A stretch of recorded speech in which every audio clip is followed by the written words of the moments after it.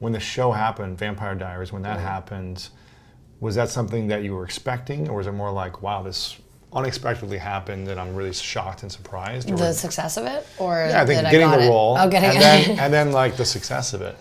I've actually never watched it, but I remember hearing like... What? How dare you? I'm leaving right now. This is unacceptable. No, but I remember hearing You're everyone... not exactly the demographic. Exactly. I remember hearing about everyone like raving about this big, show. And so when you landed it, did you know it was going to be this big hit? And yeah. At the time, it was the pilot to get. It was. So Twilight had just come out. We probably wouldn't have happened if it wasn't for Twilight. Right.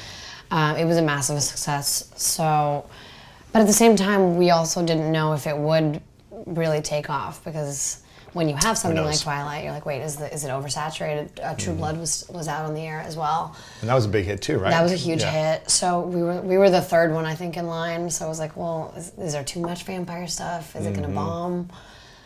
We didn't want it to. We obviously wanted it to do well, but we didn't know. And so it was a gamble in many ways. Yeah. And when it started to take off, what was it like for you, getting all the recognition and the acknowledgments and opportunities?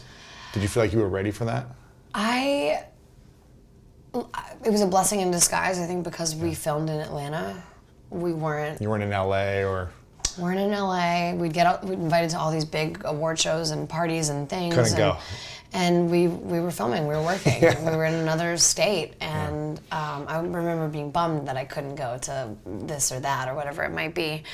But I think it was best that I didn't, because I got to keep being a professional and keep working and not be distracted by parties and events and things like that. It was all about the work, and I didn't have the opportunity.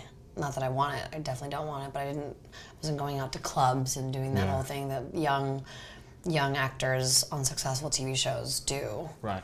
That end up sort of spiraling them into a bad direction or in a bad crowd. When I did come to LA, I would meet people like Julianne, or I would meet the good eggs and the bad eggs, but then I could recognize that. Sure. And then whenever the bad eggs would text me to hang out, and I'd be like, oh, I'm sorry, I'm in Atlanta, I can't. Maybe next time, and then eventually they'd go away. So I'll know next time I text you if you respond to me or not. No, if I say I'm in Atlanta, then you know that I'm avoiding you. Exactly. That's not true. I really was in Atlanta for 6 years, so even some good people that I did want to hang out with, I couldn't. But yeah. Gostou desse vídeo? Então deixe seu like aqui embaixo e se inscreva no canal. Para mais informações sobre Nino Dobrev e seus projetos, conexãodobrev.com.br, e siga nossas redes sociais na descrição.